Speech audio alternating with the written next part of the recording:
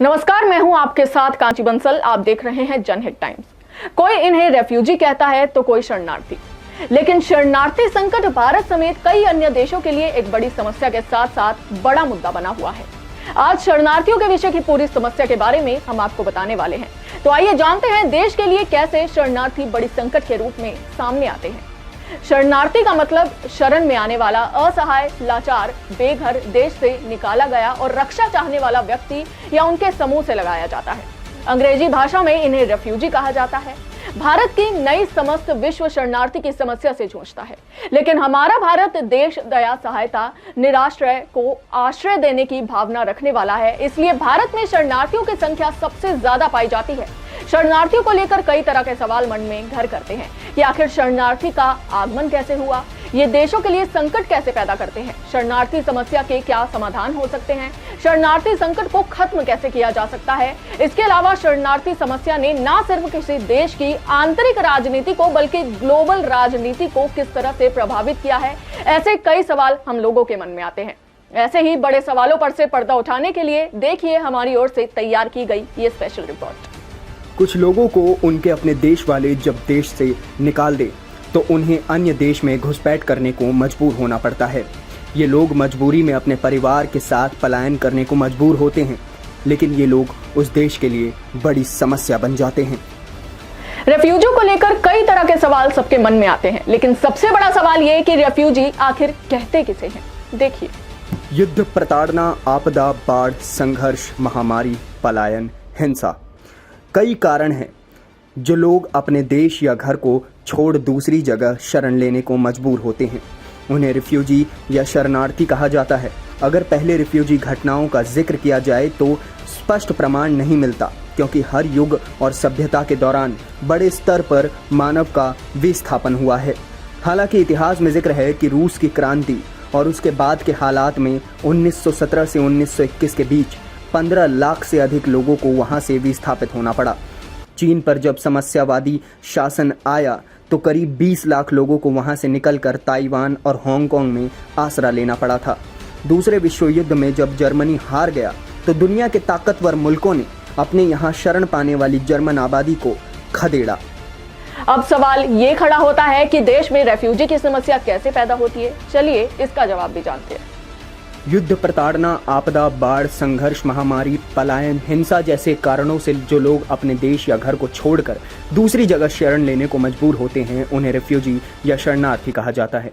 किसी विशेष समय जब एक समुदाय दूसरे जगह के लिए विस्थापित होते हैं, चाहे वो वहाँ के प्रताड़ना से तंग आ गया हो या फिर धर्म के नाम पर क्रूरता या अलग अलग कारण हो सकते हैं, यही कारण है कि रेफ्यूजी की समस्या पैदा हो जाती है। बात अगर भारत की करें तो 1947 में अपनी स्वतंत्रता के बाद से भारत ने पड़ोसी देशों के शरणार्थियों के विभिन्न समूहों को अपने देश में पनाह दी है, जिसमें पूर्व ब्रिटिश भारतीय क्षेत्रों के विभाजन शरणार्थी शामिल हैं, जो अब पाकिस्तान और बांग्लादेश का गठन करते हैं।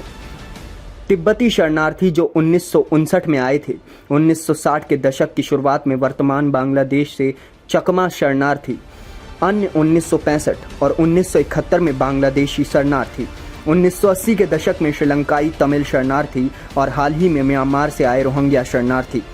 1992 में भारत को 8 देशों के 4 लाख शरणार्थियों की मेज़बानी करते हुए देखा गया था।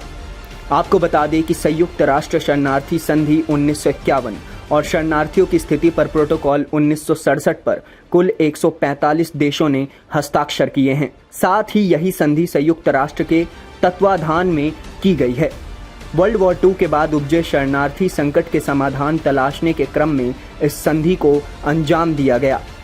इसमें शरणार्थी की परिभाषा, उनके अधिकार और हस्ताक्षरकर्ता देश के शरणार्थी के प्रति जिम्मेदारी का भी प्रावधान किया गया है। यह संधि जाति, धर्म, राष्ट्रीयता, किसी विशेष सामाजिक समूह से संबंधता या पृथक राजनीतिक विचारों के कारण उत्पीड़न और अपना देश छोड़ने को मजबूर लोगों के अधिकारों को संरक्षण प्रदान करती है।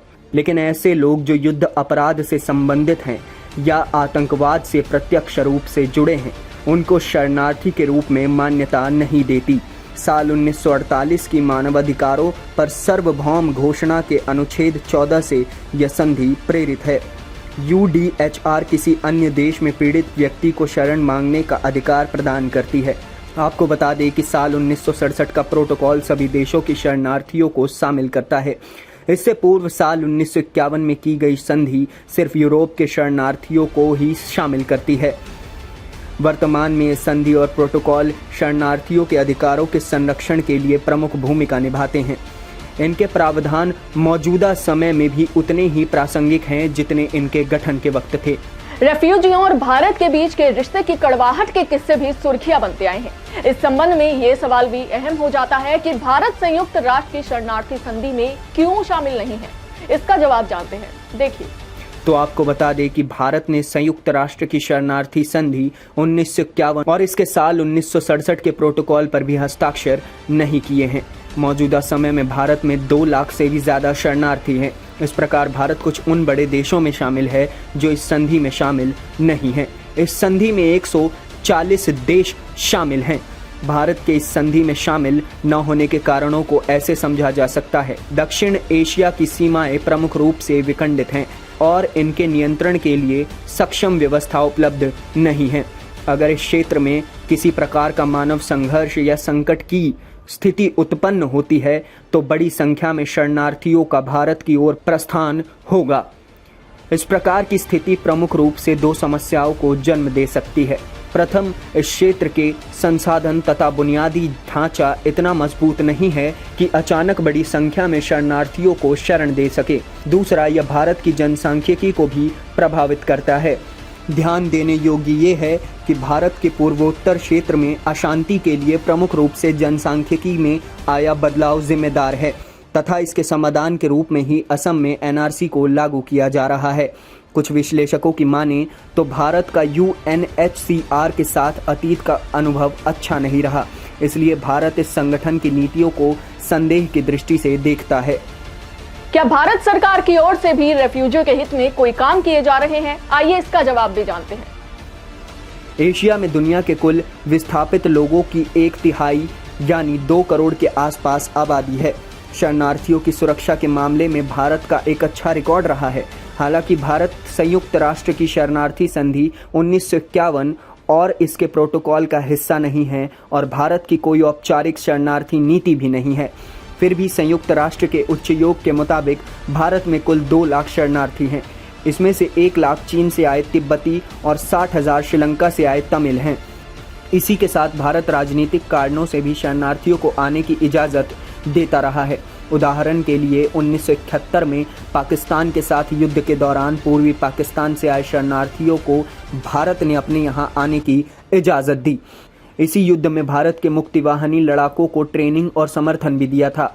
भारत सरकार ने अगले 5 सालों में $2.5 करोड़ के निवेश की प्रतिबद्धता के साथ हाल ही में म्यांमार में रोहिंग्याओं लोगों को 250 घर भी दिए हैं।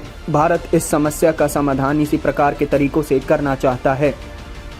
रेफ्यूजियों की समस्याओं से छुटकारा पाने के लिए भारत सरकार और अन्य देशों की ओर से क्या कदम उठाए जा रहे हैं, ये सवाल भी अपने आप में अहम हो जाता है। जैसा कि सभी जानते ही है कि भारत उन 145 देशों की लिस्ट में नहीं है जिन्होंने संयुक्त राष्ट्र की शरणार्थी संधि 1951 के प्रोटोकॉल का मानकर उन पर हस्ताक्षर किए हैं। मौजूदा समय में भारत में 2 लाख से भी अधिक शरणार्थी हैं। इस प्रकार भारत कुछ उन बड़े देशों में शामिल है जो इस संधि में शामिल नहीं हैं। इस संधि में 140 देश शामिल हैं। भारत के इस संधि में शामिल न होने के कारण है देश में रेफ्यूजी की बढ़ती समस्या को कम करना, क्योंकि यह भारत की जनसांख्यिकी को भी प्रभावित करेगा। ध्यान देने योग्य ये है कि भारत के पूर्वोत्तर क्षेत्र में अशांति के लिए प्रमुख रूप से जनसांख्यिकी में आया बदलाव जिम्मेदार है और इसके समाधान के रूप में ही केंद्र सरकार CAA और NRC जैसे अधिनियम लाई थी। इसके साथ साथ सख्त कानूनी कार्रवाई का रवैया भी अपनाया जाता रहा है। इतना ही विदेशों से अच्छे संबंध भी आने वाले टाइम पर इस समस्या से लड़ने में सहायक होंगे। अब सवाल ये कि विस्थापना करने पर मजबूर शरणार्थियों को क्या दोषी समझना ठीक है? अब बड़ा सवाल ये खड़ा होता है कि शरणार्थियों को दोषी समझा जाए या बेगुनाह। तो आपको बता दें कि शरणार्थियों को किसी भी देश की ओर से दोषी नहीं समझा जाना चाहिए। जिस भी देश में शरणार्थी प्रवेश करते हैं उस सरकार को शरणार्थियों के लिए कुछ खास नियमों को बनाना चाहिए, जिससे शरणार्थियों के साथ साथ अन्य देशवासियों को भी किसी प्रकार की परेशानी ना उठानी पड़े। कई लोगों के जहन में यह सवाल भी आता है कि विश्व का सबसे बड़ा शरणार्थी देश कौन सा है। जानते हैं इसका जवाब। आपको बता दें कि शरण पाने के लिए सबसे अधिक शरणार्थी तुर्की में पहुंचते हैं और इसकी सबसे बड़ी वजह तुर्की का पड़ोसी देश सीरिया है, जहां पर 2011 से ही गृह युद्ध चल रहा है। वहां से विस्थापित लोग तुर्की में रहने चले जाते हैं। सीरिया के अलावा अफगानिस्तान और अन्य देशों के लोग भी तुर्की में आकर बस जाते हैं। आखिरी और अहम सवाल ये कि सबसे ज्यादा शरणार्थी किन किन देशों से आते हैं, देखिए। 2019 में सभी शरणार्थियों में से 2/3 से अधिक सिर्फ 5 देशों सीरिया, वेनेजुएला, अफगानिस्तान, दक्षिण सूडान और म्यांमार से आए थे। सीरिया 2014 से शरणार्थियों के लिए मुख्य देश रहा है और 2019 के अंत में दुनिया भर में 126 देशों की ओर से 6.6 मिलियन सीरियाई शरणार्थियों की मेजबानी की गई है।